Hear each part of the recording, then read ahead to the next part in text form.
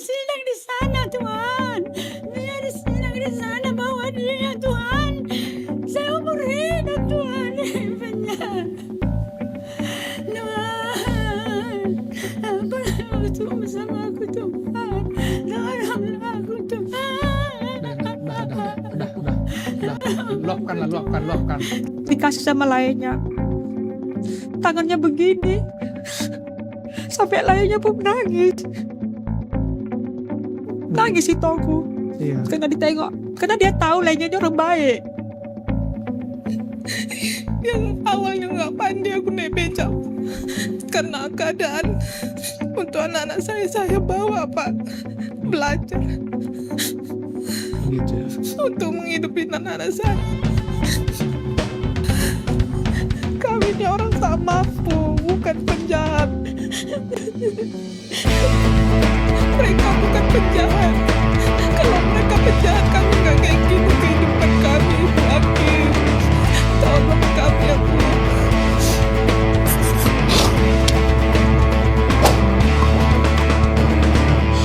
Ya, kembali lagi kita di program Cakap-Cakap Hukum bersama DPC Pradi. Hari ini kita kedatangan narasumber yang seperti awal kita komit menyuarakan untuk keadilan fakta-fakta dalam persidangan, yaitu Kapten Hasiholan Samosir, yang dari awal kita selalu mengikuti perkembangannya ini. Program ini kita mau lihat edukasi ke masyarakat.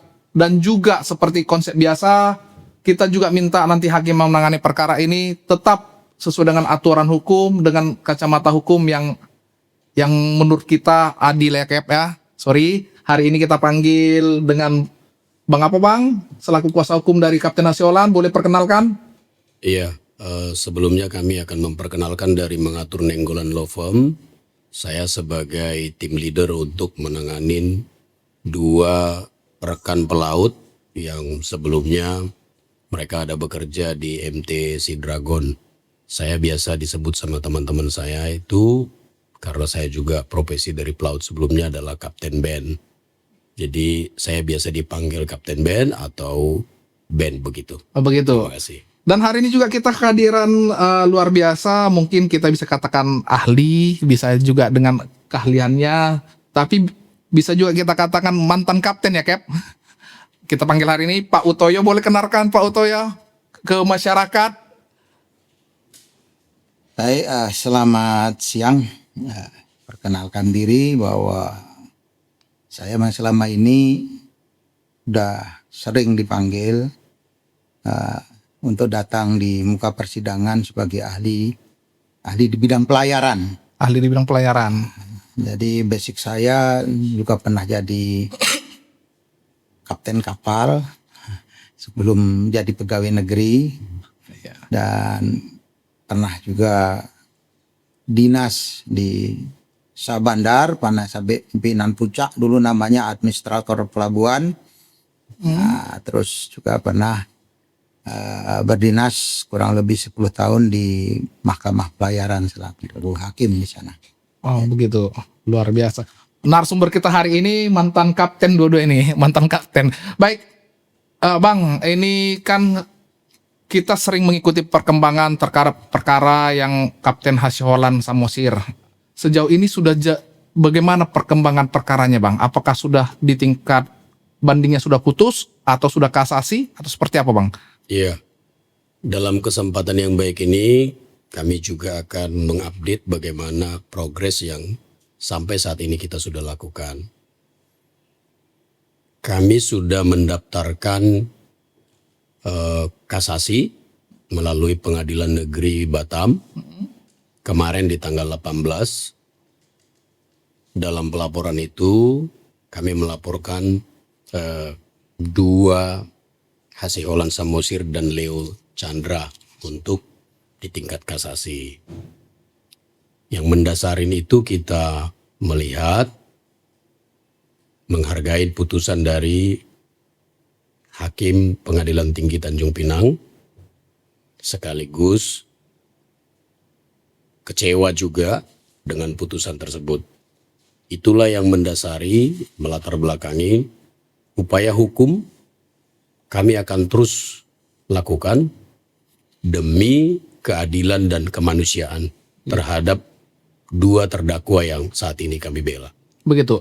Bang, tadi ada bahasa Bang kecewa. Dalam mereka putusannya apa di tingkat banding?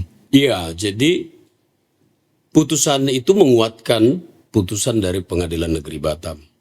Yang Yang membedakan adalah sebelumnya mereka sebagai perantara. Sekarang ini menjadi penerima. penerima barang. Jadi hanya itu saja yang dirubah dari sisi Pengadilan Negeri Batam kepada Pengadilan Tinggi Tanjung Pinang, yang sebelumnya sebagai perantara sekarang menjadi penerima. Penerima barang. Namun hukumannya tetap sama. Nah, di satu sisi kekecewaan ini kita sudah sama-sama tahu apa itu penerima, kan begitu ya. Oleh karena itu kami melihat ada kemajuan dari proses ini. Iya. Bicara dari perantara ke penerima, ini adalah salah satu kemajuan walaupun kami kecewa keputusan itu. Itu. Jadi karena kami lihat ada ruang yang harus kami akan perjuangkan, maka kami akan nanti terus buktikan dengan tambahan-tambahan dari fakta-fakta lain yang akan kami sajikan di dalam memori kasasi. Baik. Dalam memori kasasi yang perlu setelah Abang mencermati di pengadilan tingkat 1 atau pengadilan negeri, Abang yang megang pada saat itu, bukan? Di pengadilan banding kita yang pegang. Banding. Ya, kalau di pengadilan negeri kita hanya mendapatkan limpahan yang sebelumnya dari teman-teman PH yang ditunjuk oleh Pusbakum. Pusbakum. Artinya kami dari Mengatur Nenggolan Law Firm ini mendapatkan kuasa dari istri Hasiholan Samosir setelah terjadi putusan dari PN. Sehingga kami datang di proses untuk dibanding di pengadilan tinggi. Apa yang menjadi materi yang akan Abang kaji nanti di kasasi setelah otomatis nih Bang, banding kan sudah Abang baca nih berkas di pengadilan negeri walaupun nggak Abang yang memegang perkaranya. Ya. Baik itu dari mulai tuntutan, baik itu sampai putusan, baik itu pledoi sebelumnya. Abang kan sudah mengkaji nih, makanya Abang bikin memori banding. Sekarang untuk kasasi, apa yang mau Abang kaji yang paling menonjol untuk bahan memori kasasi? Oke, sebelum pergi ke memori kasasi ya, saya mau kilas balik ke belakang sedikit. Iya. Gitu ya. Secara peran aktif, jadi kita bicara peran aktif yang juga sebenarnya sudah disampaikan Nahoda Hasiholan di dalam pledoinya. Sayangnya di dalam pledoi itu tidak dicerminkan, tidak diambil hakim sebagai pertimbangan. Bahwa Nahoda itu tidak mengetahui, tidak memegang, tidak melihat. Gitu ya. Jadi perannya itu sebenarnya peran Nahoda adalah pasif secara Nahoda dalam keadaan ini. Kalau secara tanggung jawab, ya dia punya tanggung jawab di situ. Tetapi secara keaktifan beliau yang turut serta dalam peristiwa perpindahan muatan dari kapal nelayan ke kapal Sea Dragon ini, dia hanya melihat dari anjungan yang dia sedang ada di kamarnya yang pada saat itu sakit. Kan ini menjadi sesuatu yang harus benar-benar dicari kan? Benar. Gitu. Kita kan mau mencari kebenaran ini. Gitu kan? Kenapa putusan pengadilan tinggi menguatkan hanya dengan asumsi keyakinan Nahoda? Keyakinan hakim. Gitu ya. Keyakinan hakim itu Nahoda harus bertanggung jawab. Yang kedua, yang memberatkan, ini jumlah muatannya hampir 2 ton. Iya. Ini kan sesuatu hal hanya melihat dari objek itu sehingga Nahoda ini benar-benar harus kita hukum.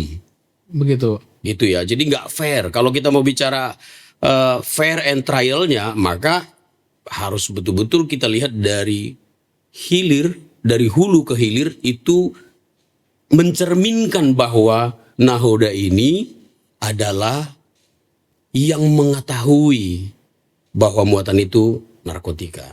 Narkotika diketahui setelah dibuka BNN di Tanjung Uncang. Begitu ya. Itu cukup jelas itu. Di dalam pledoinya dia mengatakan dia tidak tahu. yang dia ketahui dan dia pertanyakan kepada Jekitan. Muatan ini adalah emas dan duit. Don't worry Cap, many kinds of cargo, kata si Jekitan dalam bahasa Inggris. Dan itu dituangkan juga di dalam pembelaannya.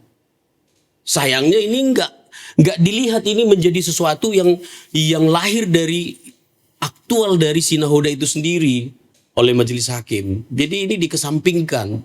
Nah, itu yang membuat kita melihat sampai sekarang hakim di Pengadilan Tinggi Tanjung Pinang gagal untuk mendapatkan fakta kebenaran ini. Gitu ya. Gagal. Nah, kenapa kita akan lanjutkan sampai ke tingkat kasasi? Kalau penerapan pasal 114 Junto 132 kepada si DPU Jekitan, yes, kita setuju. Sangat setuju. Jangan diberikan tumbal ini kepada si Nahoda dan juga si Leo, juga si Richard, ya. Hanya semata-mata hanya mereka yang terlihat di depan mata. Ya nggak fair secara hukum kan harus sedangkan kalau dalam keraguan-raguan pun ya harus berpihak kepada mereka kan. Benar. Gitu kan? Gitu. Jadi ini sekarang hanya serampangan menurut saya. Begitu. Iya, serampangan. Gitu. Jadi kasasi yang kami akan ajukan ini, maka kami akan menguji penerapan hukum yang diberikan kepada teman-teman ini. Ya, kami sangat meyakini bahwa di tingkat kasasi Mahkamah Agung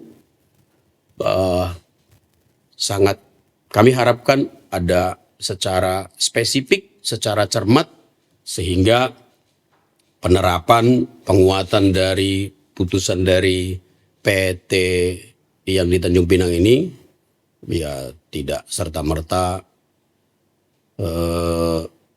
benar-benar menghukum mereka, kira-kira begitu. Baik, sebelum ke Kapten Utoyo, Pak Utoyo, ini ada pertanyaan saya satu Bang. Ada nggak dalam pertimbangan itu hal-hal yang meringankan terhadap Pandi, Leo, Richard, Asyolan, dan yang lain-lain? Sangat banyak, sangat ada. Salah satu Dalam pertimbangannya, ada nggak dibuat? kalau si kapten tidak ada. Tidak ada. Tidak ada pertimbangan yang meringankan. Semua ini kita runut dari PN ya. Iya. Itu yang memberatkan semua. Sebagai nahoda, pimpinan yang harus tahu, yang dan segala macam. Meringankan tidak ada. Ketidaktahuan itu tidak menjadi hal peringan. Tidak ada. Begitu Gitu kan? Aneh kan? Gitu.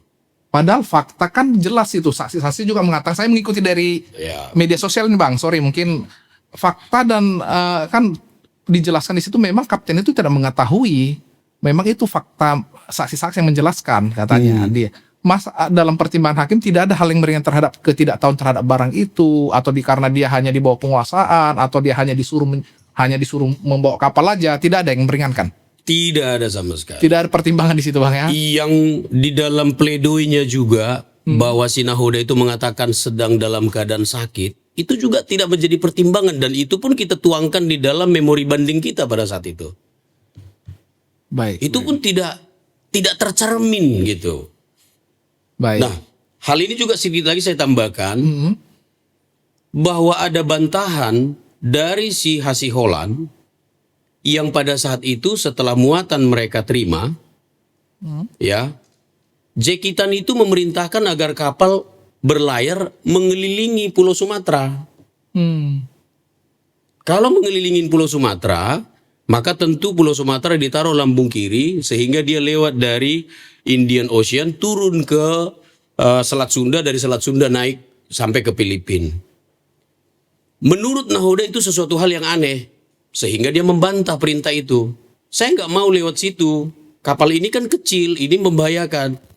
Pertentangan itu tertuang di dalam percakapan mereka di telepon.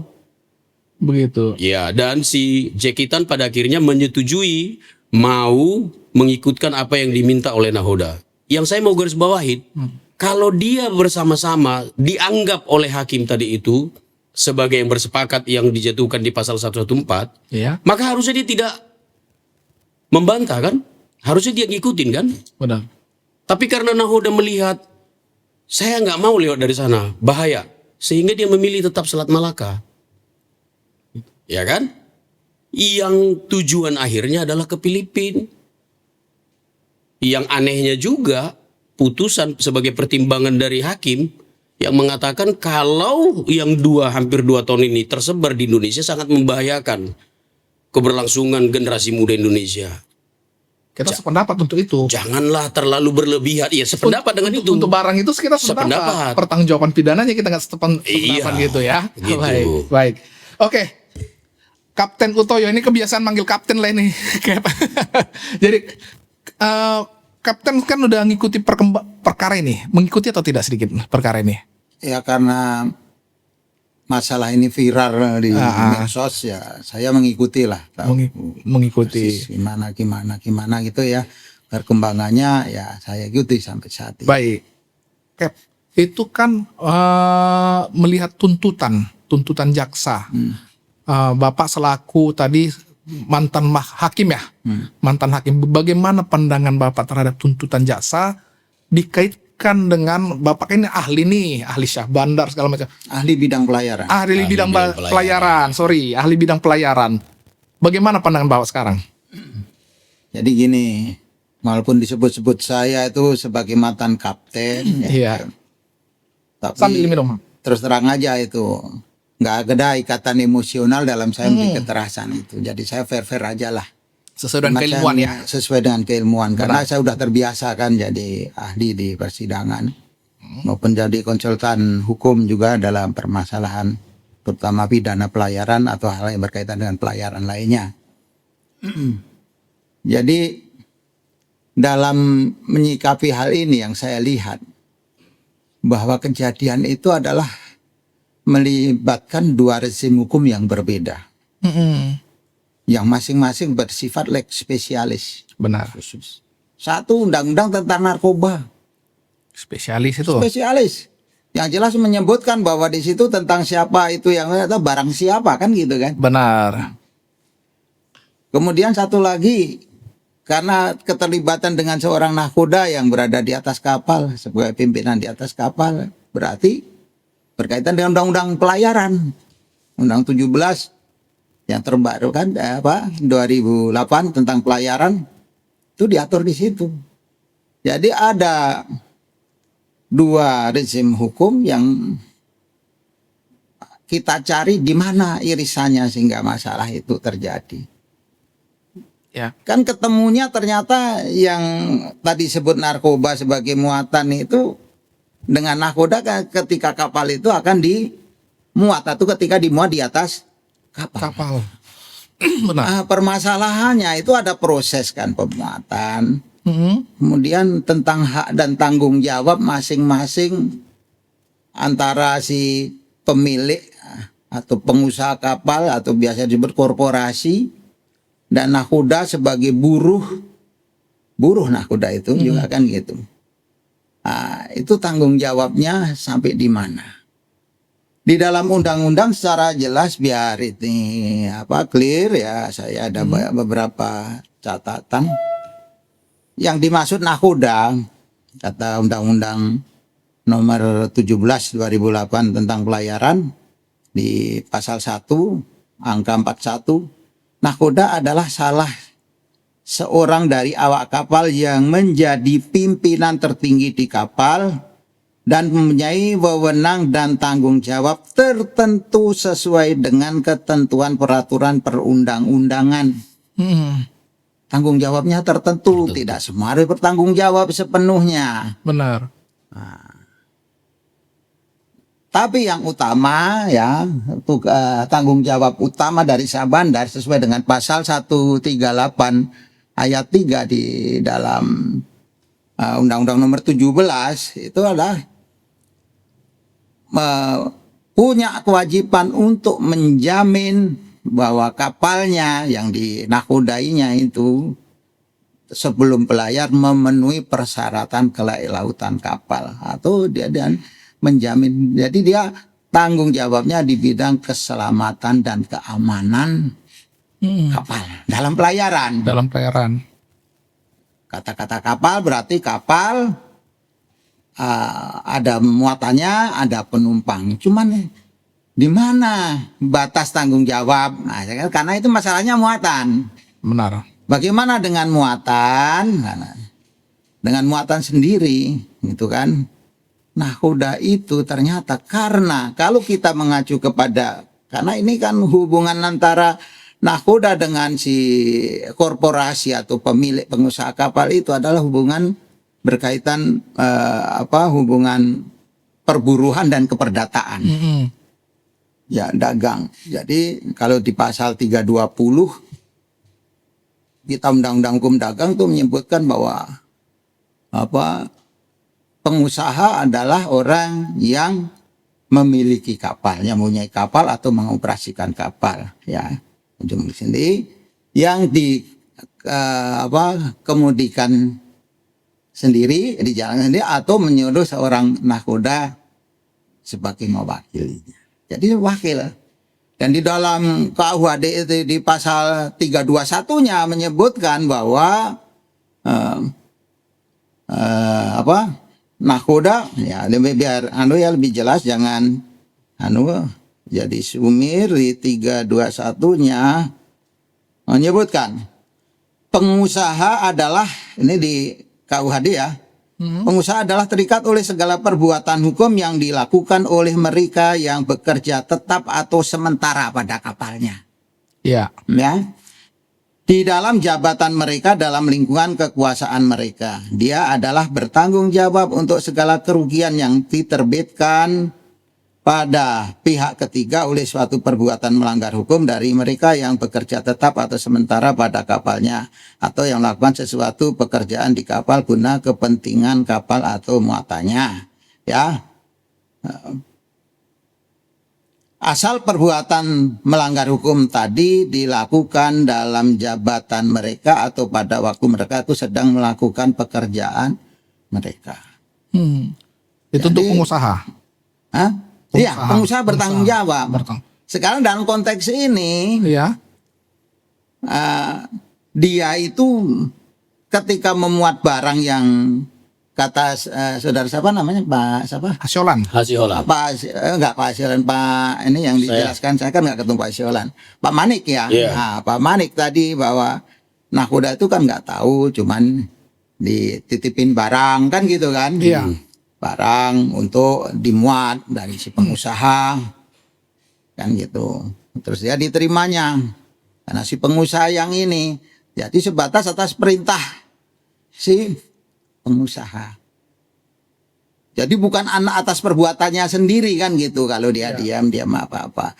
Jadi keterkaitan dengan ini masih sepenuhnya tanggung jawab daripada si pengusaha. Jadi izin Pak, saya potong sedikit. Ya. Saya potong sedikit. Mungkin Bapak tambah jelasan. Menurut keilmuan Bapak ini, keilmuan Bapak, ini kan ada dua pola pikir masyarakat. Yang pertama, tadi sudah saya pertanyakan, masa kapten tidak mengetahui isi muatan? Oke, itu yang pola pikir. Yang kedua, ada logikanya. Dia kan diperintahkan. Ini kan berbicara pertanggungjawaban pidana nih. Menurut Bapak, apa pertanggungjawaban pidana kapten ini? Sesuai dengan keahlian Bapak, coba. Baik. Nah, terlepas dari itu dulu, masalah tanggung jawab tadi kan belum saya lanjutkan berkaitan dengan muatan. Oh, begitu. Sorry. Itu berkaitan dengan muatan itu udah jelas itu bahwa tanggung jawab nakoda. Ini kan yang punya muatan mengirim ya, si pengusaha lah kan. Pengusaha mengirim.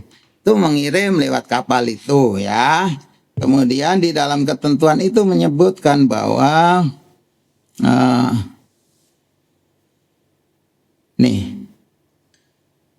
pasang bantu antara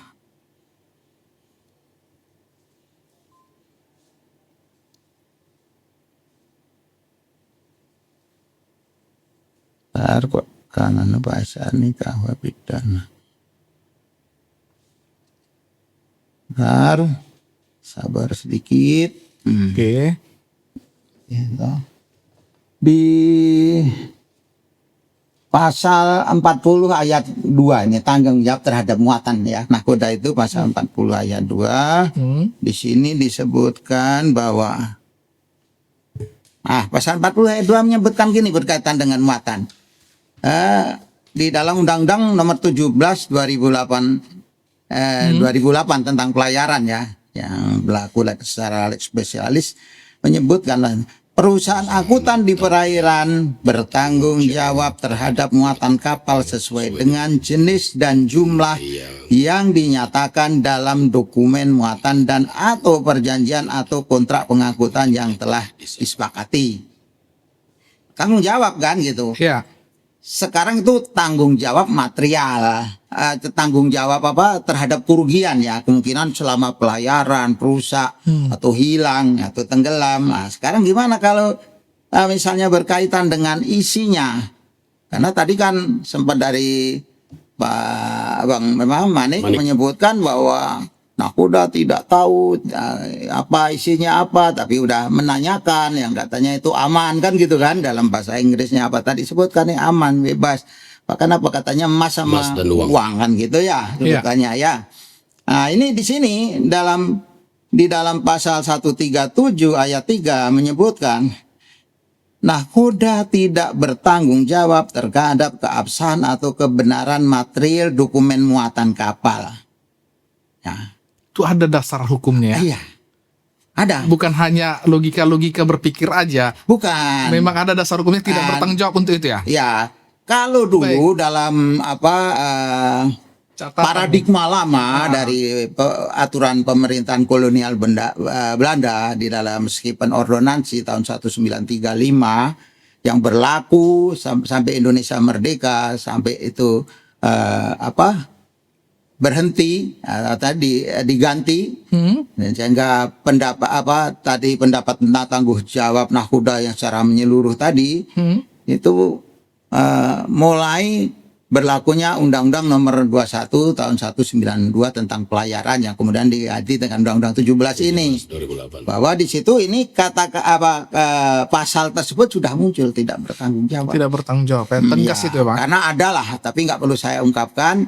Ini adanya pernah bahwa dulu oknumnya bukan oknumnya, orang kan yang nggak katakanlah orangnya ini karena suatu kapal ternyata mengangkut barang dari Cina sekitar tahun 65 yang dalam dokumennya dikatakan itu barang kelontong, ketika dibongkar di Jakarta isinya ternyata senjata untuk keperluan mendukung gerakan G30 SPKI.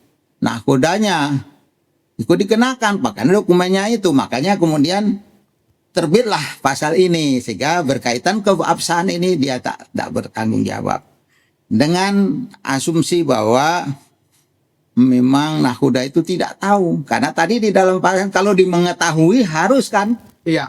Kalau mengetahui harus. Nah, itu soal mengetahui atau tidaknya yang bisa membuktikan di depan persidangan kan, dari hasil tanya dan jawaban di persidangan itu kan bisa kan dilihat dari situ. Baik. Nah, itu jadi tanggung jawabnya ternyata di situ kan gitu.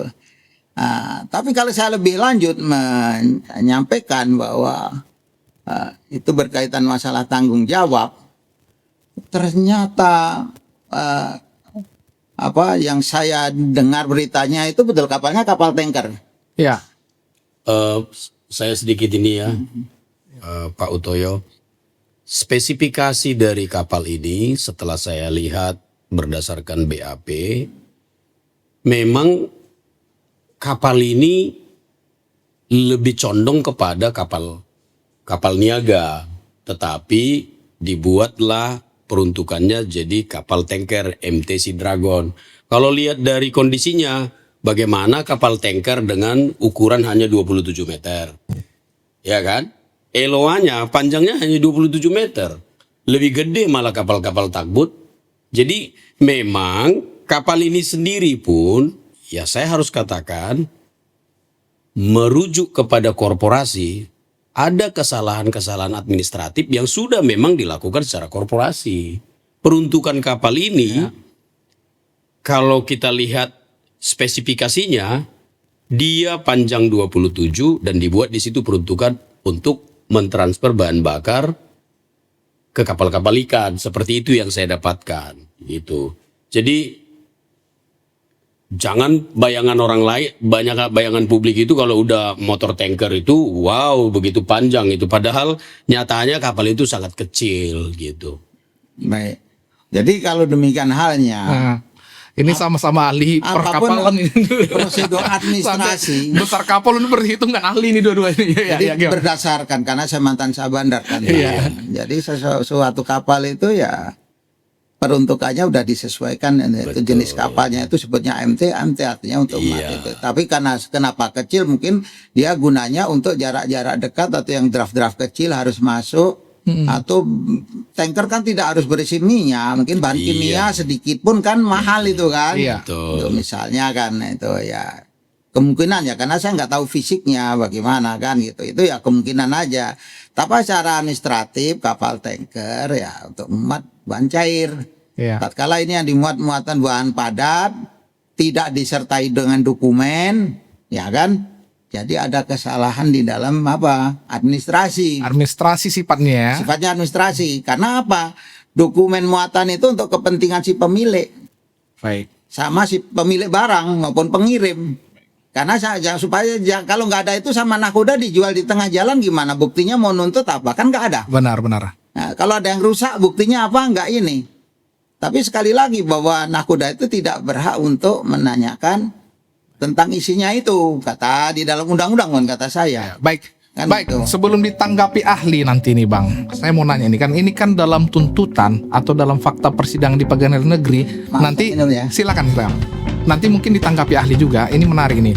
Ini kan ada beberapa fakta dalam persidangan yang menjadi dalil atau pertimbangan jaksa menuntut, mengatakan ya kenapa bongkar muat di laut.